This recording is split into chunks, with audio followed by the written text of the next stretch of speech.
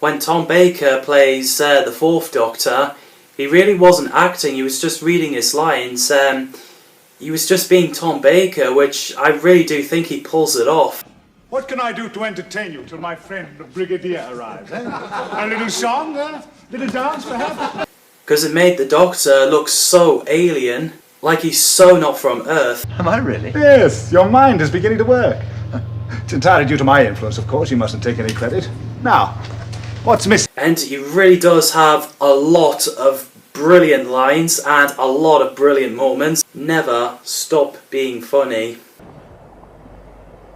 Look, would you mind if I turned round? I feel a bit silly talking to this tree. And also where he goes round offering anyone, including the villains, for a jelly babies, and showing them that, you know, he's not scared. Would you like a jelly baby? Shut up!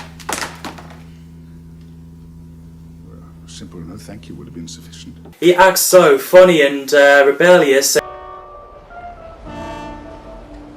Now drop your weapons, or I'll kill him with this deadly jelly baby. Just couldn't take seriously whenever, whenever he's held at gunpoint or held at hostage or being interrogated. Turn around, Doctor. Facing this way.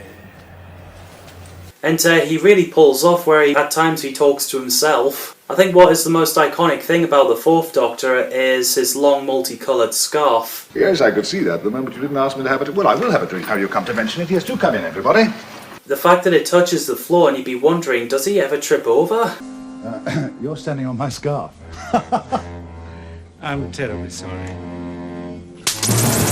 If you don't stop burning my scarf, you're going to have to kill me. No matter the places he goes, he'll always be wearing it. Doctor, you're being childish. Well, of course I am. There's no point in being grown up if you can't be childish sometimes. We get the funny scene in his first episode, Robot, Part 1, where he constantly changes clothes from Vikings. UNIT is supposed to be a security organization. Do you think I might attract attention? It's just possible. And it does feel like a bit of John Pertwee homage of the unit and the villain and Robot attacking.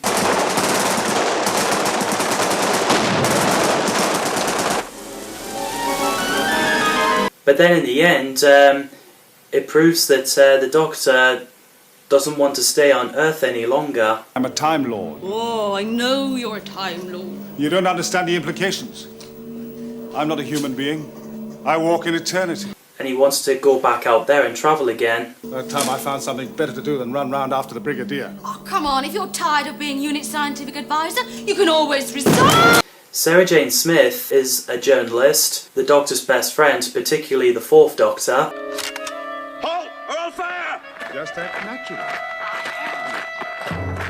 The first time I saw Elizabeth Sladen as Sarah Jane Smith was School Reunion with David Tennant, and I wasn't expecting to talk like as though they met each other. Of course I found out when my mum showed me the Tom Baker stories when Sarah Jane was there when she was younger. What sort of shows off their friendship is where the Doctor insults Sarah Jane to make her more angry and stronger to pull herself out of the tunnel in the arc in space. Doctor! Oh, Doctor! Is all you can say for yourself? Stupid, foolish girl. He's pretty much testing her to get herself out of the situations. Splendid. Wait! You've done marvellously, Sarah. I'm very proud of you.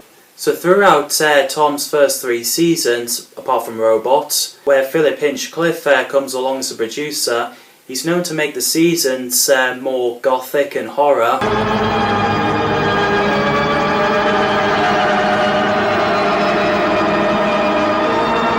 Which is what I really loved about Tom's era.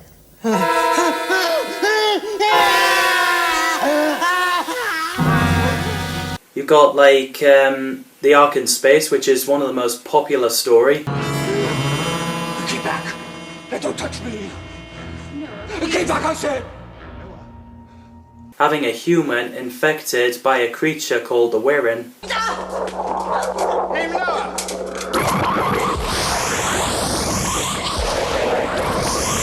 Then you've got the androids impersonating people. Where is the real Sarah? The Brain of Morbius with a bit of Frankenstein kind of style to it.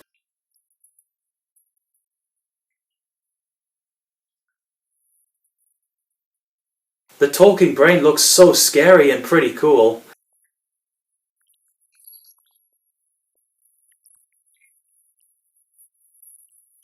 It also explores the Morbius Doctor's past incarnations. Some say that's the Morbius incarnation, and some say it was the Doctor's past.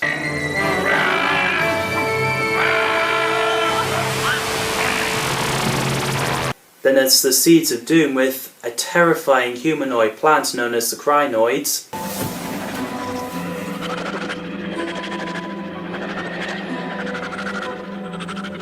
The effects of Crinoids destroying the house, it was so good for low budget.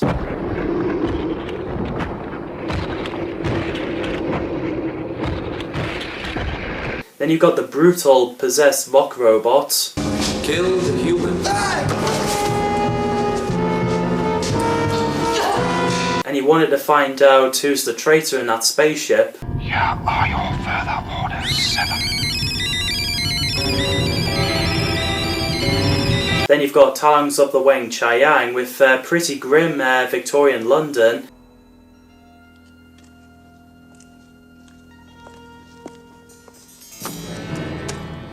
With a scary doll known as Mr. Sin. Professor!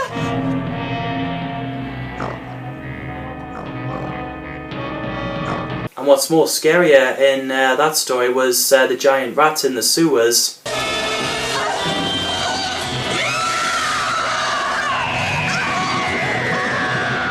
Which really got me hooked. I was just like, oh wow, I love this. It's definitely something, that you see in a horror movie, which is really fantastic. But that's not all, because that era introduces Davros, the creator of the Daleks. The weaponry is perfect. Now we can begin. He's insane and fantastic. Michael Wisher does a great job with his performance. Desire, an instinct to destroy, and you interceded. You will be punished for this. Yeah, the Doctor tries to see in Davros's mind. If you had created a virus in your laboratory, a virus that would destroy all other forms of life, would you allow its use? Wondering if Davros would do it. Yes, I would do it.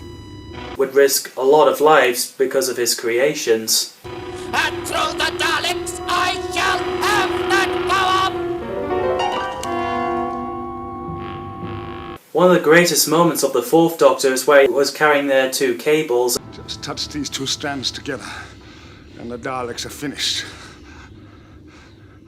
Have I that right? And he has the chance to wipe out the Daleks like as though they never existed. You see, some things could be better with the Daleks. Many future worlds will become allies just because of their fear of the Daleks. He wonders, does he have the right to do it? I mean, what would it make him if he did it, if he alternate it? But if I kill, wipe out a whole intelligent life form, then I become like them. I'd be no better than the Daleks. The Daleks were so menacing, and you've got to love Dudley Simpson's music score as they were moving through the corridor. Remaining terrifying as they kill. And including Davros, which is his first death.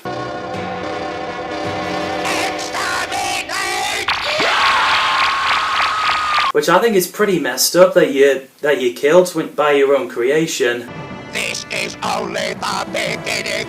We will prepare. What's got to be the best Dalek speech is... As the supreme power of the universe!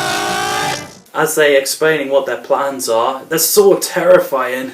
Then later, as they come back in Destiny of the Daleks, Davros has rose up from the grave, and this time played by David Goodison.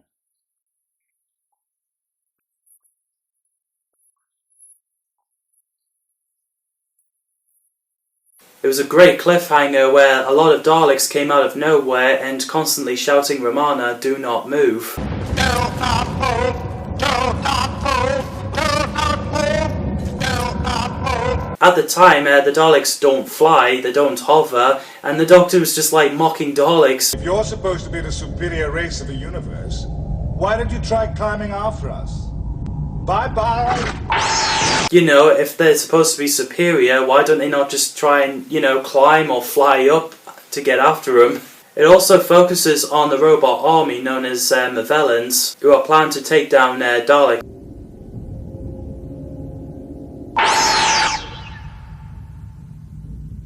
So back in his first season, they also brought back the Cybermen, first time since the invasion, using parts of the design from that story. All resistance overcome. The beacon is ours. As the Doctor, Sarah Jane and Harry Sullivan return to Nova Beacon, the spaceship that they're on in the Ark in Space.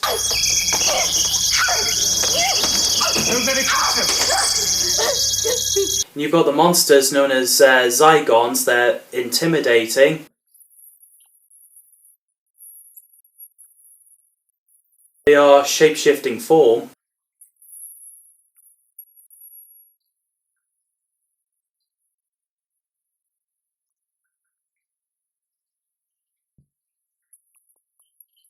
And they live beneath the Loch Ness Monster.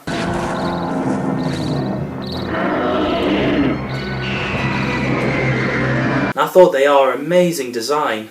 I really loved Pyramids of Mars, where the Doctor and Sarah Jane arrives at the mansion, and you got the scary looking mummies.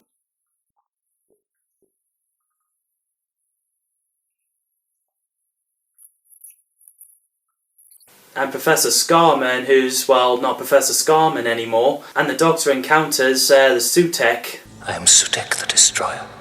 Where I tread I leave nothing but dust and darkness. I find that good.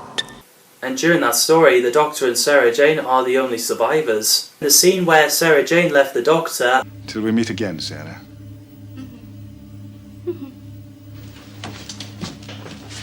Yeah, that was actually written by Tom and Elizabeth Sladen, which is really nice, and it's a good send-off to the character. But when the Doctor is travelling alone, he gets called to Gallifrey in the Deadly Assassins, and we get the return of the Master, this time, where he looks so decayed and crispy, and he's played by Peter Pratt. Delay an execution to pull the wings off a fly. This time, Doctor, the execution will not be delayed. But I really loved The Deadly Assassin. I shall have supreme power over the universe, master of all matter! I thought that version of the Master was so cool and pretty grim. You're just in time for the end! You're insane! You're insane, you hear? The next time you see him was Tom's final season. He's performed by Jeffrey Beavers, and he goes by the name Melka as he hides inside a statue, which I thought was pretty fascinating.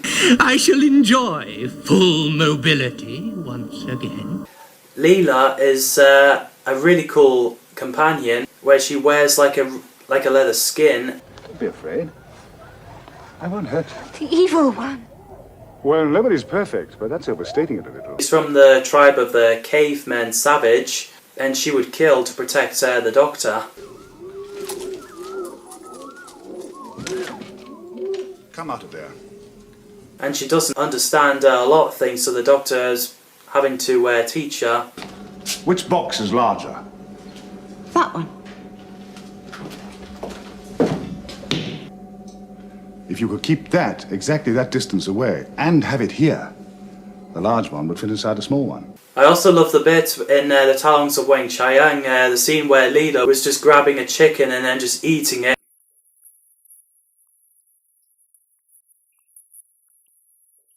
Professor Lightfoot didn't want to embarrass her, so he decided to do the same thing as she did.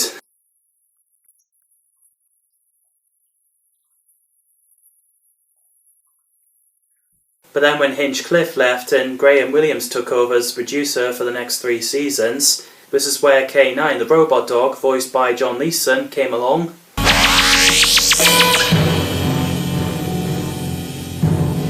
What I love about K9 is that he's really cool. He's a very cute character, and I definitely do have nostalgia for him, as I remember watching him in School Reunion as a kid. I just really love that dog, and I adore the action figure, and I think he's a nice additional to the TARDIS team.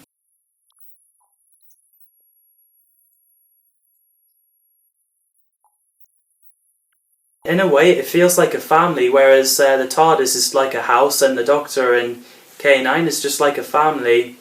You got a man with a dog.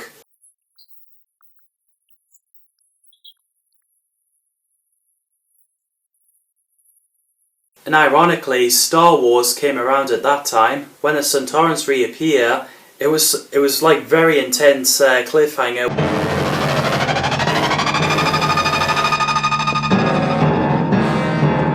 The female of the species. Then they make a surprise return in the Invasion of Time, because on Gallifrey, I mean, you never expect them to show up.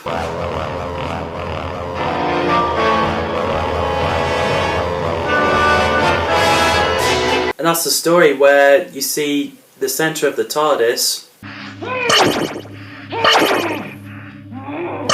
including the swimming pool.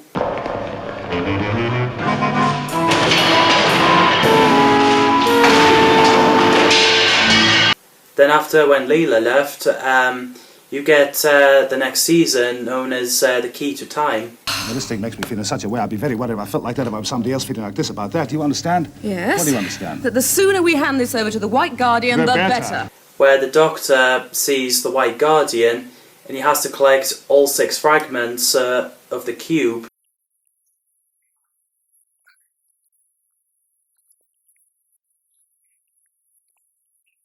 And avoiding Black Guardian. Of course. Astra, the 6th segment, he would have dispersed it immediately. Doctor, you shall die for this! And he gets a new companion called Romana, who's a time lady from Gallifrey, to assist the Doctor to find all segments of Key to Time.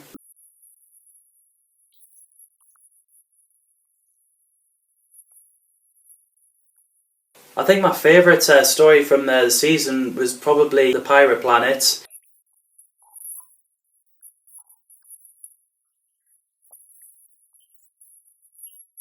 And I just love the moment where the Doctor confronts the pirate captain.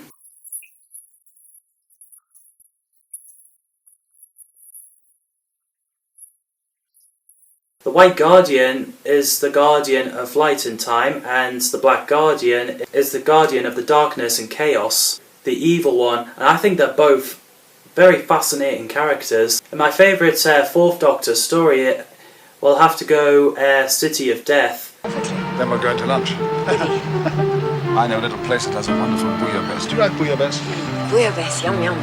Which is where the Doctor and Romana, the second Romana, after she regenerated, were in Paris, 1979, and there's an alien called Jagaroth and this one called Scaroth, who disguise as a guy called Count Scarleone, played by Julian Glover. Carlos! Who plans to steal Mona Lisa, but also wants to go back in time to stop himself from the past to press the button. History cannot change. It cannot! I will change it! While there's like splinters of themselves all over times, which is pretty cool. And I think the soundtrack and the scene where the Doctor and Romana are running around Paris Street was pretty iconic.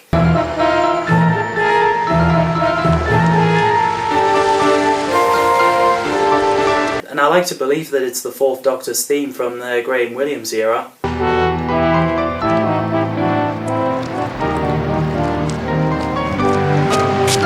And I really love the bit where the Doctor meets Countess and... Oh! I say, what a wonderful butler. He's so violent. Hello. He really gives off fantastic lines. Impression that Mr. Duggan was following me. Oh. Well, you're a beautiful woman, probably. Including complimenting on Countess. My dear, these are the people who stole it from me at the Louvre. Hello there. At the end of the season, you have Sharda, the uncompleted story.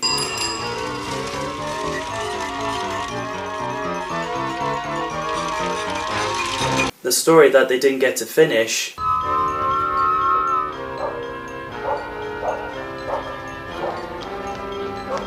And for many years it's been adapted to other forms of media such as audio, novels and the animated movie with Paul McGann's Doctor. But then in 2017 the animation came along and they brought in the actors who are still alive to voice their characters, which finally we got that story for real. And it was so cool that they brought back Tom Baker to play the elderly Fourth Doctor, where he breaks the fourth wall. But then in Tom's final season, that's when 1980s came along, there was a change of title sequence including the theme tune.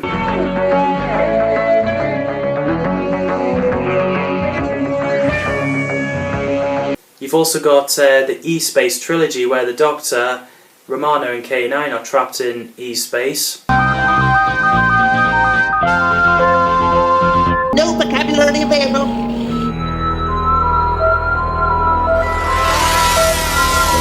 With the introduction of Adric. Halt! Your presence here is unauthorized. Explain. You remember me, K9? Then you've got The State of Decay, which is a fantastic story where it tells the story of the three vampires. It's about a race of giant vampires. Vampires? They came out of nowhere. And then you've got Warrior's Gate, the departure of Romana as well as K9, as she chose to stay in E-Space to free Tharrel Race. You were the noblest Romana of them all! But then Nessa and Tegan came along. Father? Where are you? I demand to see who's ever in charge of this ship!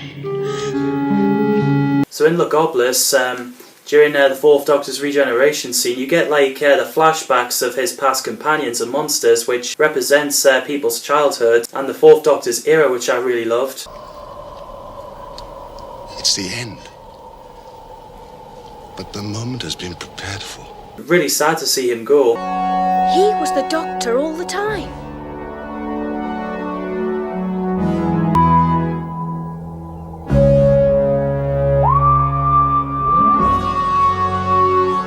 And Tom Baker, the Fourth Doctor, may be the longest serving Doctor ever. The fact he did it for like 7 years is amazing.